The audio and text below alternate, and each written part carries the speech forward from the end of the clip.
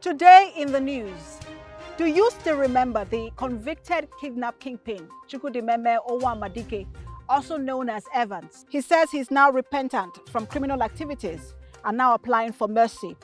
He told the Lagos State High Court in Ikeja through his lawyer on Thursday.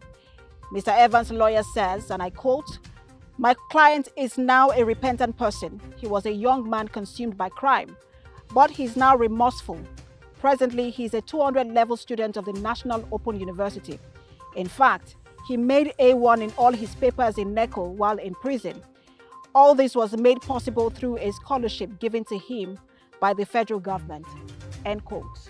Now, except the Supreme Court rules otherwise, the indigenous people of Biafra remains a terrorist organization. The Court of Appeal sitting in Abuja affirmed this on Thursday. The Buhari administration had in 2017 proscribed the separatist group, and it was formalized by a federal high court in Abuja.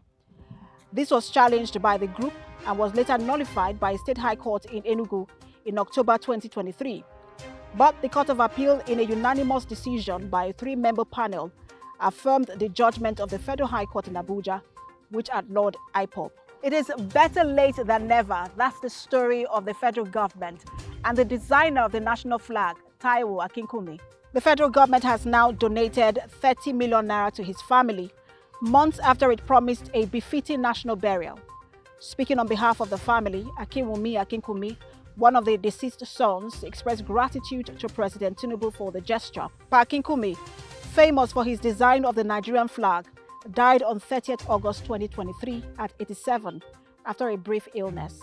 The continued stay in office by the Inspector General of Police, Egbetokun, is illegal. This is according to the Minister of Justice and Attorney General of the Federation, Lateef Fagbemi. Mr. Fagbemi explained in a statement that before Mr. Egbetokun's retirement age, the Police Act was amended to allow the occupant of the office to remain and complete the original 4-year term, granted under Section 7, Subsection 6 of the Act, even though he has attained the age of 60 years.